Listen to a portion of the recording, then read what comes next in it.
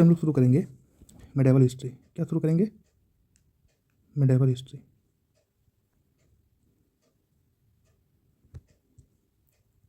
Mainly हम लोग किस पे फोकस रखेंगे? एनसीईआरटी पे, एनसीईआरटी बेस्ड।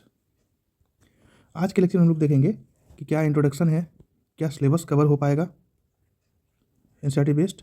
ठीक है, पहले हम लोग सिलेबस देख लेते हैं क्या क्या सिलेबस है। 800 से 1200 AD इंडियन स्टेट किस में कन्वर्ट हुआ था? राष्ट्रकूटा, पालास, प्रतिहारा और चोलास। ये राष्ट्रकूटा, पालास, प्रतिहारा एंड चोलास, इन 4 चीज़ में ये इंडियन स्टेट थे। मुस्लिम ने अटैक किया, अरब अटैक मोहम्मद बिन कासिम, अरब में अटैक किया मोहम्मद बिन कासिम ने। अफगान में किसने अटैक किया? Mohammed of Ghazni and Mohammed Ghori. किसने किसने अटैक किया? मोहम्मद गजनी एंड मोहम्मद गौरी। ये भी हम लोग कवर करेंगे। दिल्ली सल्तनत 1206 से लेकर के 1526 ईस्वी तक। Slave dynasty, Khilji dynasty, Tughlaq dynasty, Syed dynasty, Lodhi dynasty. Slave dynasty कब से कब तक थे? 1206 से लेकर के 1290 तक। खिलजी डायनेस्टी 1290 से 1320। Tughlaq dynasty 1322 1440 1414। Sayyid dynasty 1442 1451। Lodi dynasty 1451 to 1526। अब उसके बाद दिल्ली सल्तनत के बाद कौन आए? लोधी डायनेस्टी के बाद मुगल्स। मुगल्स कब आए? 1526 टू 1707। बाबर 1526 टू 1530 तक इन्होंने राज किया। हुमायूं ने फर्स्ट टर्म में 1530 से लेकर के 1540 तक राज किया। सूरी डायनेस्टी ने 1540 से लेकर के 1555 तक। उसके बाद फिर सेकंड टर्म में 1555 से लेकर के 1556 तक। बाबर ने कब तक राज किया? 1526 से लेकर के 1530 ईस्वी तक। ठीक है, उसके बाद हुमायूं ने फर्स्ट टर्म में 1530 से लेकर के 1540 तक 10 साल इन्होंने ये राज किया। फिर सूरी डायनेस्टी का है 1540 से 1555 तक। फिर सेकंड टर्म में 1555 से लेकर के 1556 तक 1 साल इधर राज किया। अकबर ने 1556 से लेकर के 1605। जहांगीर 1605 से 1627। Shahjahan 1627 to 1658। Aurangzeb 1658 to 1703। You have to record this और write on your notebook. Then regional state में देखते हैं रीजनल स्टेट में क्या क्या हुआ। विजयनगर, बहामनी, बीजापुर, गोलकोंडा, अहोम, गुजरात, मलवा, कश्मीर और मराठा। ये सारी चीज़ें हम लोग कवर करेंगे मेडिवल हिस्ट्री में। अदर पार्ट्स टू भी कवर क्या क्या कवर हो सकता है? Political history, economic history, religious, sufism and bhakti movement, administration, literature, music and architecture. ये सारी चीज़ें हम लोग इसमें कवर करेंगे आगे चल करके। अब इसमें हम लोग बुक क्या क्या पढ़ सकते हैं? मेडिवल इंडिया का सतीश चंद्र एंड क्लास 11 के ओल्ड एनसीईआरटी। इसी के बेस्ट पे ही हमने लेक्चर बना रखे हैं। अब चैप्टर वाइज सिलेबस क्या क्या है? चैप्टर 1 में इंडिया एंड द वर्ल्ड, सब टॉपिक क्या आएगा? इंडिया, एशिया, यूरोप और अफ्रीका। 4 टॉपिक आएगा। क्या क्या आएगा? India, Asia, Europe and Africa. ठीक है। चैप्टर 2 में इंडियन स्टेट 1, पालास, प्रतिहारास, राष्ट्रकूटास। क्या क्या आएगा? पाला, प्रतिहारास, राष्ट्रकूटास। चैप्टर 3 में इंडियन स्टेट 2 में क्या देखेंगे? चोलास। ठीक है। चैप्टर 4 में culture history of 800 to 1200 AD, जिसमें देखेंगे हम लोग। ठीक है। चैप्टर 5 में एज ऑफ कॉन्फ्लिक्ट, इस बीच में क्या हुआ? 1000 से 1200 के बीच में क्या हुआ? कॉन्फ्लिक्ट हुआ। किसके किसके बीच में? अरब ने अटैक करा, अफगान ने अटैक करा, राजपूत ने अटैक करा। ठीक है। उसके बाद चैप्टर 6 एंड 7 में देखेंगे दिल्ली सल्तनत, slave dynasty, Khilji dynasty, Tughlaq dynasty, Syed dynasty and Lodhi dynasty. इससे पहले वाला क्या था? वो टाइम लाइन था कि इतने सिद्धे तक इसने राज किया, इतने सिद्धे तक में इसने राज किया। ये हम लोग सिलेबस देख रहे हैं कि क्या क्या पढ़ेंगे आगे। दिल्ली सल्तनत हो गया। चैप्टर 8 में हम लोग क्या कवर करेंगे? कल्चरल सल्तनत, हिस्ट्री ऑफ दिल्ली में क्या देखेंगे? एडमिनिस्ट्रेशन, ट्रेड, इकोनॉमी और रिलीजियन। चैप्टर 9 में साउदर्न स्टेट, विजयनगर, बहामिनी। ठीक है। उसके बाद चैप्टर 10 में कमिंग ऑफ पोर्तुगीज़ का आना में क्या देखेंगे? रीजनल स्टेट में बंगाल, गुजरात, मलबा, कश्मीर और असम। उसके बाद देखेंगे चैप्टर 11 में cultural history between 1400 to 1595 AD। इसमें क्या देखेंगे? सूफी, भक्ति लिटरेचर और फाइन आर्ट। पहला टॉपिक हम लोग जाते हैं रेनेसेंस एंड फेड्यूलिज्म। अब रेनेसेंस है क्या? हम लोग इन चीज़ों को समझना चाहते हैं कि रेनेसेंस है क्या और फेड्यूलिज्म है क्या। रेनेसेंस क्या है? Renaissance is a French word. ये क्या है? ये फ्रेंच वर्ड है that describe a period in European history. क्या डिस्क्राइब करता है ये रेनेसेंस? एक टाइम पीरियड डिस्क्राइब करता है यूरोपियन हिस्ट्री का when classical learning and wisdom were revived, जब क्लासिकल लर्निंग और विजडम रिवाइव हो रहा था, इवॉल्व हो रहा था धीरे धीरे। The term is use to describe the rediscovery of art, architecture and literature from antiquity. Means ये क्या टर्म को डिस्क्राइब करता है, रिनेसेंस क्या डिस्क्राइब करता है कि रीडिस्कवरी हो रहा था किसका, आर्ट का, आर्किटेक्चर का एंड लिटरेचर का पुराने ज़माने से। Then French historian Jules Michelet first use the term in his 1855 work histoire de France. उन्होंने ये वर्ड को फ्रेंच हिस्टोरियन ने पहली बार ये वर्ड यूज करा अपने बुक में। कौन से बुक में? हिस्ट्री ऑफ फ्रांस में। He defined renaissance as a period of that marked a break from the middle age and created a modern understanding of humanity. इन्होंने क्या डिफाइन करा कि रेनेसेंस क्या है, एक पीरियड है जो कि क्या मार्क करता है, a break from the middle age, एक मिडल एज से ब्रेक, और created a modern understanding of humanity. Middle age से लेकर के मॉडर्न एज तक में जब उन्होंने क्या अंडरस्टैंड करना शुरू किया, ह्यूमैनिटी को अंडरस्टैंड करना शुरू किया। ये हो गया पूरा मीनिंग आपका रेनेसेंस का, ये मोस्ट इंपॉर्टेंट है।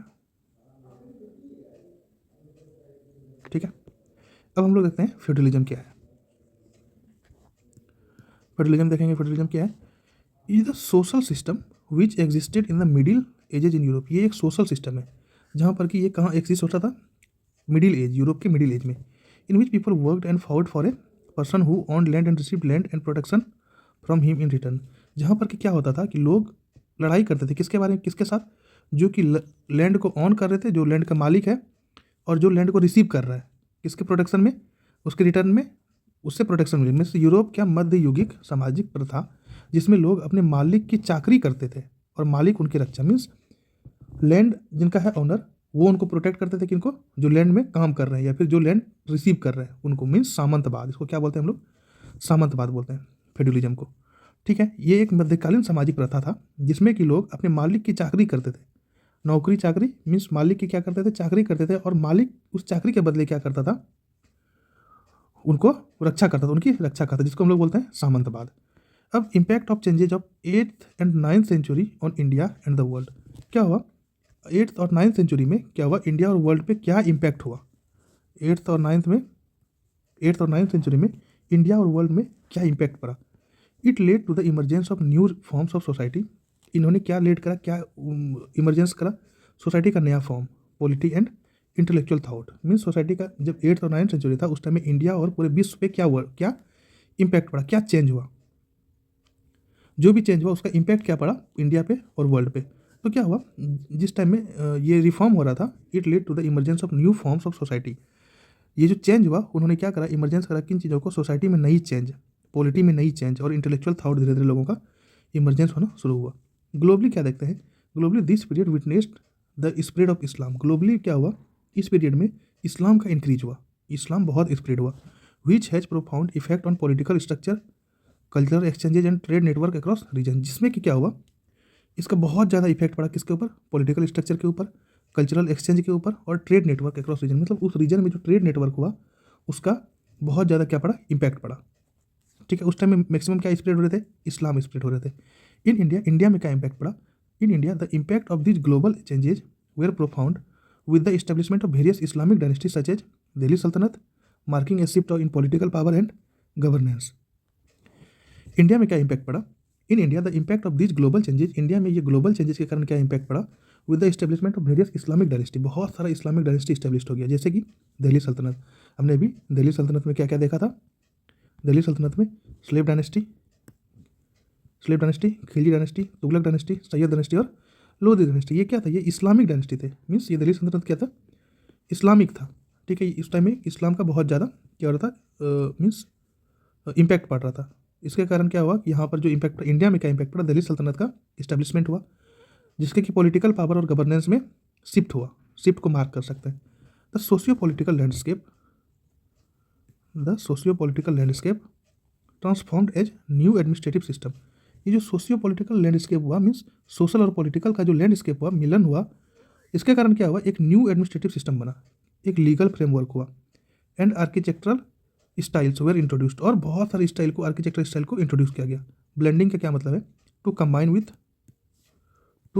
Combine with something in an attractive और सुटेबल वे। मतलब क्या हुआ, इन सारी चीज़ों का मिलन हुआ, जैसे कि एडमिनिस्ट्रेटिव सिस्टम क्या ट्रांसफॉर्म हुआ न्यू एडमिनिस्ट्रेटिव सिस्टम में, लीगल क्या फ्रेमवर्क बना, आर्किटेक्चरल स्टाइल में क्या चेंज हुए। तो ठीक है, इन सब ने क्या करा, एक अच्छी तरीके से एट्रैक्टिव और सूटेबल वे में कंबाइन हो गए ये लोग। Indigenous tradition with Islamic influences, Islamic influence के कारण जो भी इंडिजीनियस ट्रेडिशन थे वो सारे क्या हो गए, इन्फ्लुएंस हो गए। The influence of various thinker, बहुत सारे थिंकर्स का जो इन्फ्लुएंस हुआ both with in and outside India, जो कि इंडिया में भी रह करके थिंकर्स और स्कॉलर्स का जो इन्फ्लुएंस हुआ और बाहर से भी जो इंडिया के बाहर थे उनका भी। आल्सो सेव्ड इंटेलेक्चुअल डिस्करेज, उन्होंने क्या करा, एक इंटेलेक्चुअल डिस्कोर्स का क्या मतलब है, a long and serious discussion. मतलब क्या हुआ, इसको लेकर के क्या चला, एक बहुत लंबा डिस्कशन चला, जो स्कॉलर्स थे या जो भी थिंकर्स थे उनके इन्फ्लुएंस को लेकर के क्या हुआ, एक लंबा डिस्कशन चला। And religious practices during this period, इस टाइम पे जो रिलीजियस प्रैक्टिसेस चल रहे थे उन सारी चीज़ों को लेकर के क्या हुआ, इंटेलेक्चुअल डिस्कोर्स हुआ, मतलब एक लॉन्ग एंड सीरियस डिस्कशन हुआ।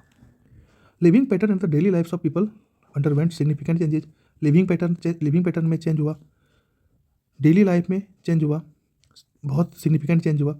विथ अर्बनाइजेशन होना शुरू हुआ, ट्रेड होना शुरू हुआ, कल्चरल एक्सचेंज होना शुरू हुआ, contributing to the diversity and dynamism of Indian society, जिसको कि क्या हुआ, जिसने कि क्या कंट्रीब्यूट किया, डाइवर्सिटी को कंट्रीब्यूट किया और डायनामिक्स को इंडियन सोसाइटी में इस्टेब्लिश किया।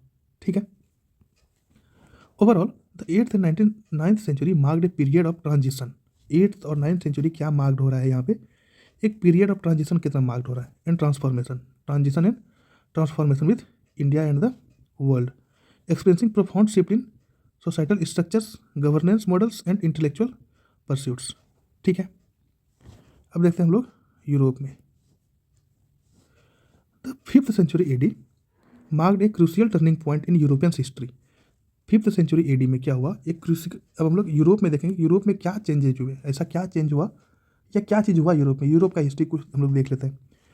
5th सेंचुरी में marked a crucial turning point, एक बहुत क्रूशियल टर्निंग पॉइंट हुआ इन यूरोपियन हिस्ट्री में, with the decline of eventual division of Roman Empire into 2 distinct entities. Roman Empire Europe में कौन काम कर रहा था, रोमन एम्पायर काम कर रहा था, उसमें क्या हुआ, इवेंचुअल डिवीजन हुआ, जो कि 2 डिस्टिंक्ट एंटिटीज में चेंज हो गया रोमन एम्पायर। क्या क्या, Western Roman Empire and the Eastern Roman Empire. क्या क्या हो गया, Western Roman Empire and Eastern Roman Empire, 2 empire में ये डिवाइडेड हो गया। Also known as the Byzantine Empire, Eastern Roman empire को क्या बोलते हैं, बेजेंटाइन एम्पायर भी बोलते हैं। इन द वेस्ट, अब वेस्ट में देखते हैं क्या हुआ, वेस्टर्न रोमन एम्पायर में क्या हुआ, the once mighty Roman Empire faced internal turmoil and external pressure from invading Germanic tribes. Germanic tribes को इन्वेड करने के कारण क्या हुआ, एक्सटर्नल प्रेशर पड़ने लगा, मीन्स जर्मनिक ट्राइब्स जो आया उन्होंने क्या करा कि एक्सटर्नल प्रेशर डाला रोम के ऊपर, और इंटरनल टर्मोइल भी हुआ, मीन्स अंदर भी कुछ ना कुछ चीज़ें हुई, जिसके कारण क्या हुआ कि डिवीजन होना शुरू हुआ। The west Roman empire with its capital in Rome, west Roman empire का कैपिटल कहाँ है, रोम में, struggle to maintain its authority amidst का क्या मतलब है, amidst this criticism at least she still has a few people in her corner political instability. Means क्या हुआ कि अपने ऑथोरिटी को मेंटेन करने के लिए उन्होंने क्या करा, कुछ अपने लोगों को अपने कॉर्नर की तरफ अपने तरफ लाया, ताकि जो भी पॉलिटिकल इंस्टेबिलिटी है उसको मेंटेन कर सकें। वेस्टर्न रोमन एम्पायर में ये ऐसा हुआ। इकोनॉमिक डिक्लाइन, धीरे धीरे क्या हुआ, इकोनॉमिक डिक्लाइन होना शुरू हुआ। ठीक है, धीरे धीरे क्या हुआ, इकोनॉमिक डिक्लाइन होना शुरू हुआ। And continuous attack from barbarian group. Western Rome में कौन कर रहा था, barbarian group, invading Germanic tribes, ये सारे क्या कर रहे थे, वेस्टर्न रोम पे क्या कर रहे थे, अटैक कर रहे थे बार बार। This period witnessed the gradual collapse of centralized governance. इस पीरियड में क्या हुआ, जो भी सेंट्रलाइज्ड गवर्नमेंट था ईस्ट रोम और वेस्ट रोम में, वहाँ पर क्या हुआ, कोलैप्स हो गया, वो पूरी तरीके से बर्बाद हो गया, leading to the disintegration of trade network and urban centre across western Europe. जिसके कारण क्या हुआ, जो भी सेंट्रलाइज्ड गवर्नेंस था वो क्या हो गया, किसके इम्पैक्ट से, बारबेरियन ग्रुप और जर्मेनिक ट्राइब, ये दोनों क्या कर रहे थे, बार बार अटैक कर रहे थे किसके ऊपर, रोम के ऊपर, जिसके कारण जो भी सेंट्रलाइज्ड गवर्नेंस था वो क्या हो गया, वो धीरे धीरे कोलैप्स हो गया। Disintegration of trade network and urban centre across western Europe, ये वेस्टर्न यूरोप में क्या हुआ, ट्रेड का नेटवर्क डिसइंटीग्रेट हो गया, अर्बन सेंटर डिसइंटीग्रेट हो गया। उसके बाद क्या हुआ, the vacuum left by weakening Roman authority was filled by migrating Germanic tribes. मतलब क्या खाली छोड़ दिया गया उनके बीच में, इनको कमज़ोर कर देगा रोमन ऑथोरिटी को, किसके द्वारा, migrating Germanic tribes who settled in various region establish their own kingdom. उसके बाद वैकम ये खाली क्यों हुआ, ये जो गवर्नमेंट्स था ये खाली क्यों हुआ, क्योंकि बार बार क्या हो रहा था, बारबेरियन ग्रुप का बार बार क्या हो रहा था, अटैक हो रहा था, जिसके कारण क्या हो गया, उस रोम का जो सेंट्रलाइज्ड गवर्नमेंट था वो खत्म हो गया, वो पूरी तरीके से कोलैप्स हो गया, जिसके कारण क्या हो गया, रोमन अथॉरिटी जो था वो वीक पड़ गई, कमज़ोर पड़ गई। और इसको कौन भरा, फिर इसको किसने करा, माइग्रेटिंग जर्मनिक ट्राइब्स, जो भी माइग्रेटिंग जर्मनिक ट्राइब्स थे उसने फिर इसको जो भी खाली हो चुका था बारबेरियन ग्रुप के द्वारा उसको भरा, जिसने कि फिर बाद में क्या करा, बहुत सारे क्षेत्र में अपना किंगडम इस्टेब्लिश किया, अपना राज्य को इस्टेब्लिश किया। In contrast the Eastern Roman में देखते हैं क्या हो रहा है, centred around Constantinople, modern day Istanbul, अभी वो इस्तांबुल में कौन सा, कॉन्स्टेंटिनोपल, ये क्या था, ये ईस्टर्न रोम के हम लोग बात कर रहे हैं। रिमेंड रिलेटिवली स्टेबल एंड प्रोपेरियस, उस टाइम पे क्या था, बहुत रिलेटिवली वेस्टर्न से रिलेटिव में क्या था, ये स्टेबल था और प्रोस्पेरस था। Also known as Byzantine Empire, इसको क्या बोलते हैं हम लोग, बाइजेंटाइन एम्पायर बोलते हैं। It encompassed eastern Europe, Egypt, Syria and northern Africa, ये किसको किसको एक साथ लाता है, eastern Europe, Egypt, Syria and northern Africa. The Byzantine empire retained much of the administrative infrastructure, cultural heritage and economic vitality of the Rome empire, serving as beacon, beacon का क्या मतलब है, ए फायर और light on a hill और tower often near the coast which is used as a signal of civilization and continuity in the tumultuous means noisy because people are excited post Roman era. Means इसमें क्या हुआ, Byzantine empire जो था उन्होंने क्या करा, बहुत अच्छी तरीके से रिटेन करके रखा, किसको, एडमिनिस्ट्रेटिव इंफ्रास्ट्रक्चर को, किसको मेंटेन करके रखा या रिटेन करके रखा, एडमिनिस्ट्रेटिव इंफ्रास्ट्रक्चर को, कल्चरल हेरिटेज, जो भी उनका कल्चरल हेरिटेज था उसको क्या करके रखा, मेंटेन करके रखा, रिटेन करके रखा, इकोनॉमिक वाइटलिटी, जो भी इकोनॉमिक वाइटलिटी था उसको भी मेंटेन करके रखा रोमन एम्पायर का।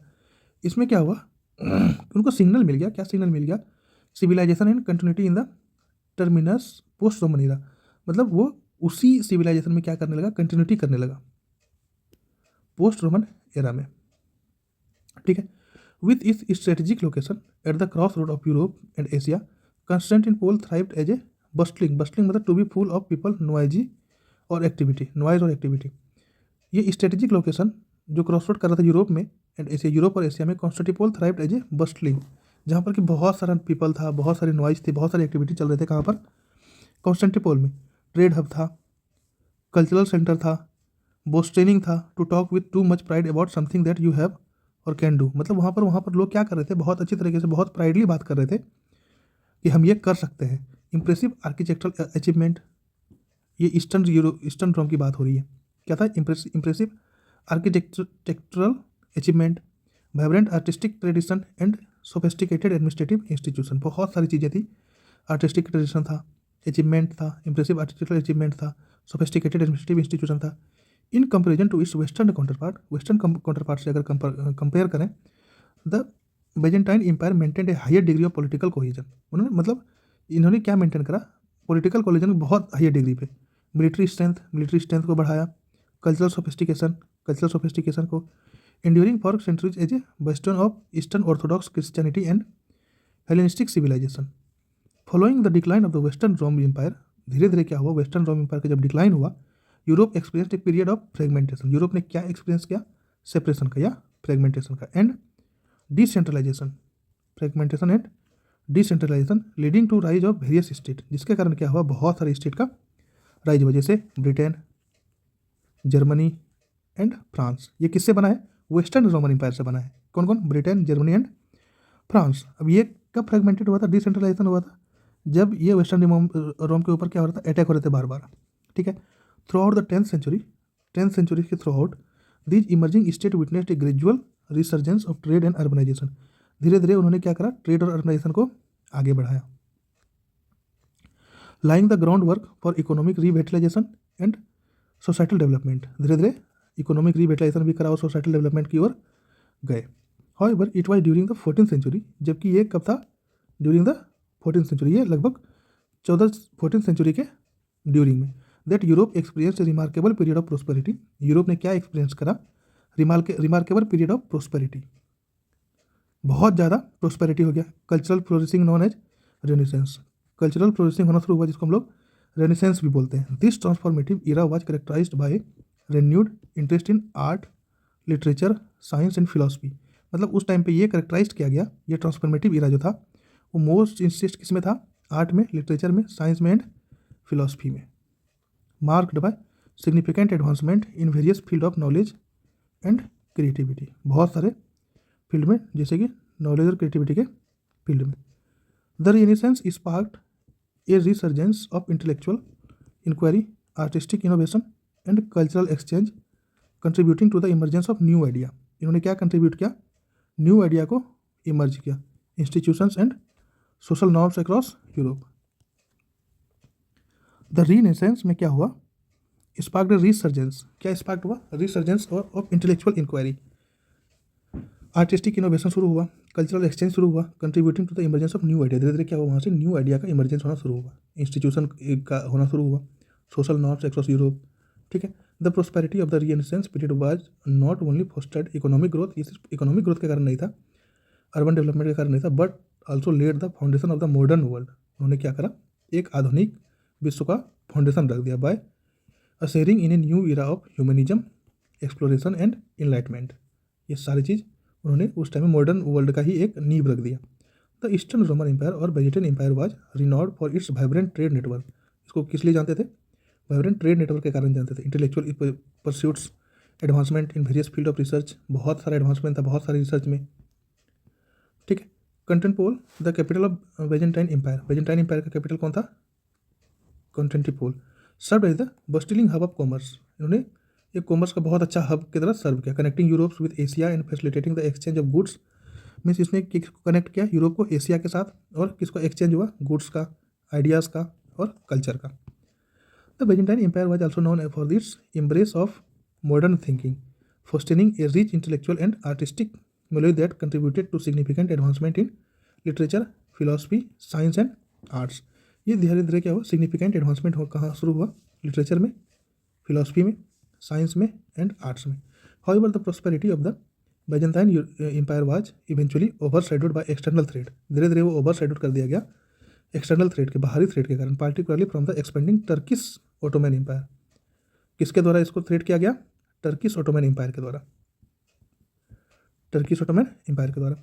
इन 1453, 1453 ईस्वी में the Ottoman Turks under the leadership of sultan Mahmud two launch a siege on Constantinople, ultimately capturing the city after a first battle. Battle के बाद क्या करा? वो कंटेंटपोल सिटी को कैप्चर कर लिया। किसने?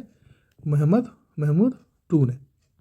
The fall of Constantinople marked the end of Byzantine.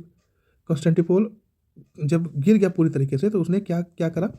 ये बैजेंटाइन एम्पायर जो था उसको पूरी तरीके से लेड हुआ, and dealt a significant blow in the eastern Orthodox Christian world. और वहाँ से क्या हुआ? सिग्निफिकेंट धीरे धीरे इनकी क्या हुआ? ईस्टर्न ऑर्थोडॉक्स क्रिश्चियन वर्ल्ड, वहाँ से ऑर्थोडॉक्स क्रिश्चियन वर्ल्ड शुरू हो गया। The capture of Constantinople by the Turks not only led to the decline of Byzantine Empire, but also had far-reaching consequences for the balance of power in Europe and Middle East, shaping the course of history for centuries to come.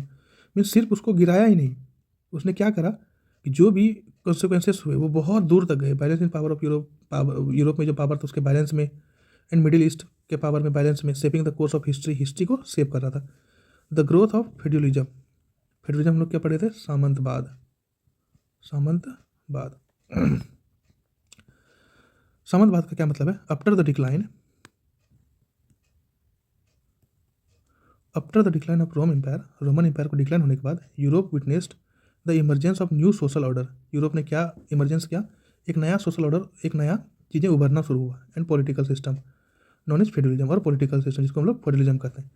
The social system, federalism का क्या मतलब है? The social system which existed in the middle edges in Europe, जो क्या exist कर रहा था Europe के मिडिल एज में, in which people worked and fought for a person who owned land and receive land protection from he in return. मतलब हम लोग पहले भी इसके फेडरलिज्म के बारे में बात करे थे। क्या बात करे थे?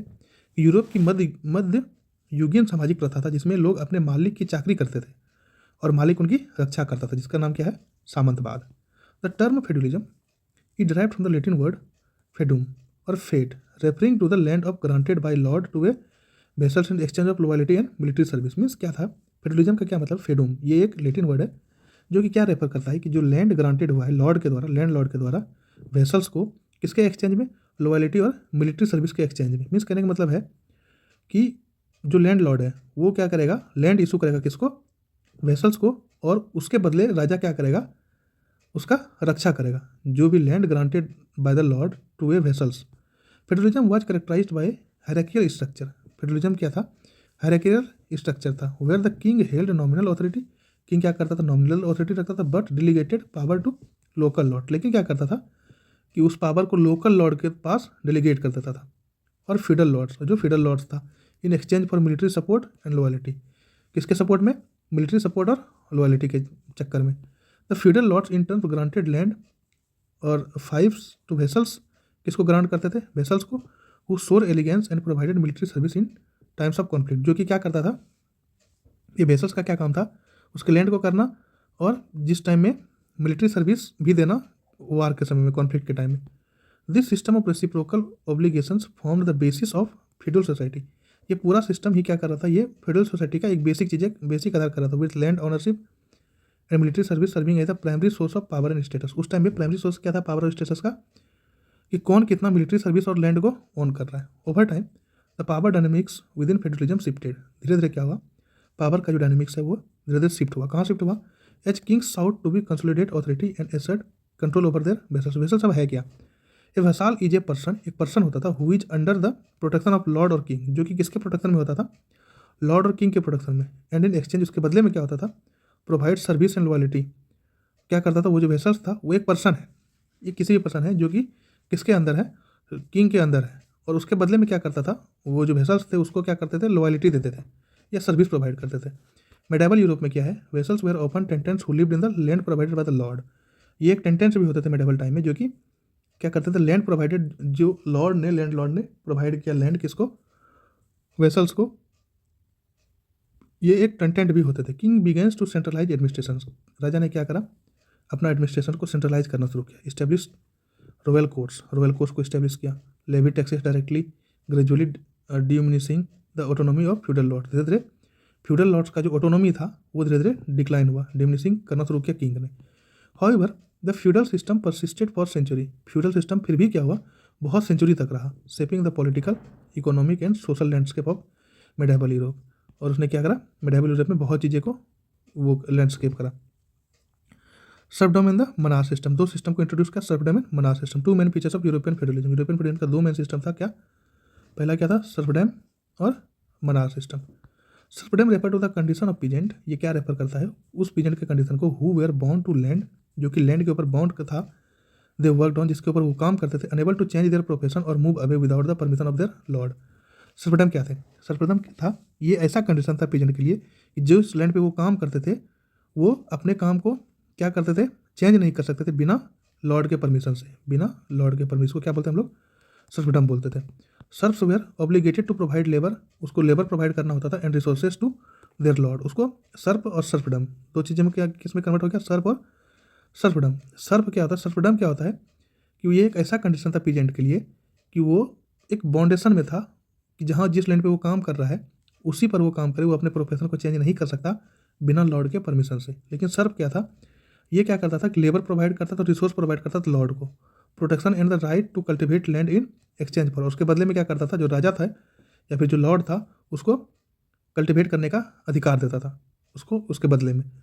सर्फ क्या करता था, लेबर और रिसोर्स को प्रोवाइड करता था, किसको, लॉर्ड को, और लॉर्ड उसके बदले में क्या करता था, उस लैंड को कल्टिवेट कर सकता है उसके बदले में, ठीक है। Additionally serfs were subject to various restrictions on their personal life, उसके पास बहुत सारे रेस्ट्रिक्शन थे पर्सनल लाइफ, जैसे कि परमिशन टू मैरी, उनको परमिशन लेना पड़ता था लॉर्ड से शादी करने के लिए भी, ठीक है, बहुत सारे रेस्ट्रिक्शन है सर्फ्स के पास। अब देखते हैं मनार सिस्टम क्या है। The manor system on the other hand, दूसरे तरीके से देखें, was the economic and social structure of feudal society, feudal society का इकोनॉमिक और सोशल स्ट्रक्चर है क्या, manor system, centered around the manor house और castle of the feudal lord. ये किसके अंदर सेंटर्ड होता था, मनार हाउस और कैस्टल ऑफ फ्यूडल लॉर्ड, जो भी फ्यूडल लॉर्ड का कैस्टल होता था उसके अराउंड ये सेंटर्ड होता था। The manor serve as the administrative center of the state, manor को क्या सर्व करते थे, administrative center, where the lord resided and administrator justice, जहाँ पर कि राजा क्या करता था, रहता था और जस्टिस को एडमिनिस्ट्रेट करता था, ठीक है। Surrounding the manor system, manor system के आसपास, where the lands worked by serfs, वहाँ पर लैंड था जो जहाँ पर कि कौन काम करता था, सर्फ्स काम करता था, known as the demesnes which provided the lord with agriculture product and labour, जो कि कौन प्रोवाइड करता था, सर्फ प्रोवाइड करता था क्या, एग्रीकल्चर प्रोड्यूस एंड लेबर, किसको, लॉर्ड को। The manor system encompassed not only agricultural production but also various aspect of daily life, manor system क्या इनकम्पास करता था कि सिर्फ एग्रीकल्चर ही नहीं और क्या क्या करता था, वेरियस एस्पेक्ट डेली लाइफ में, जैसे कि including religious worship, trade and social interaction, all under the authority of the feudal lord. ये सब किसके अंडर था, फ्यूडल लॉर्ड के अथॉरिटी के अंदर था। Together serfdom and the Manas system formed the foundation of Europe. एक साथ मिलकर के सर्फडम और मनास सिस्टम में क्या बनाया, यूरोप का यूरोपियन फाउंडेशन, यूरोपियन फेडरलिज्म का फाउंडेशन बनाया। Shaping the lifes and relationship of both lords and peasants throughout the medieval period. यही इसी ने क्या करा, इसने शेप लिया क्या, लाइफ ऑफ पीजेंट्स और लॉर्ड का throughout the medieval period, पूरे मेडाइवल पीरियड में। ठीक है, अब देखते हैं फ्यूडल लॉर्ड्स कौन होते थे। In the feudal, the word feudal is an adjective that means relating to feudalism. ये एक फ्यूडल वर्ड क्या है, एडजेक्टिव है जो कि क्या करता है, फ्यूडलिज्म को से रिलेटिंग है। Social and economic system in Europe during the middle age. Middle age के टाइम में सोशल और इकोनॉमिक सिस्टम था। The word feudal comes from the medieval Latin word feudalis which is derived from the word feudum meaning fee और feud. इसका meaning क्या, फी और feud. ठीक है, इन द फ्यूडल सिस्टम में क्या देखेंगे, the king would divide his territory among various chief. King ने क्या करता था फ्यूडल सिस्टम में कि अपने जो टेरिटरी थे उसको वेरियस धीरे छोटा छोटा चीफ में क्या करते थे, वो डिवाइड करते थे अपना टेरिटरी को। Who were known as lords, जिसको लॉर्ड बोलते थे, फ्यूडल लॉर्ड्स बोलते थे या वसाल्स बोलते थे। These lords were granted land, इस लॉर्ड को लैंड ग्रांट होता था। नॉन एज फिफ्स, जिसको हम लोग क्या बोलते हैं, fiefs, in exchange for their loyalty. उसके बदले में क्या मिलता था, loyalty, military service and other obligation to the king. Loyalty, military service और दूसरा obligations. The relationship between the king and his lord, relationship between किसके बीच में, king and his lord was characterized by a system of mutual obligations, with the lord swearing allegiance to the king and pledging to provide military support and other forms of assistance when called upon। ये relationship king और Lord के बीच में जो था, ये क्या characterized करता था, म्यूचुअल ऑब्लिगेशंस। ये क्या म्यूचुअल ऑब्लिगेशंस को करेक्टराइज करता था, with the lord swearing allegiance to the king and pledging to provide military support and other forms of assistance when called upon. जब उसको बुलाने पर क्या करते थे वो, मिलिट्री सपोर्ट और other form of assistance provide करते थे किसको, किंग को। इन रिटर्न में the lord received protection, lord को क्या मिलता था, प्रोटेक्शन मिलता था, लैंड मिलता था, ऑथोरिटी ओवर देयर फिफ्स के ऊपर ऑथोरिटी मिलता था, allowing them to govern their territory. उनको क्या करते थे, उसको अलाउ करते थे कि अपना टेरिटरी को गवर्न करो सेमी इंडिपेंडेंट रूलर्स की तरह, with in the border framework of the kingdom. जो भी किंगडम का बॉर्डर फ्रेमवर्क था उसके अंडर क्या करो, राज करो, लेकिन सेमी इंडिपेंडेंट रूलर की तरह, पूरा इंडिपेंडेंट रूलर की तरह नहीं। ये हमारा फेडरलिज्म और रिनेसेंस खत्म हुआ। Thank you so much.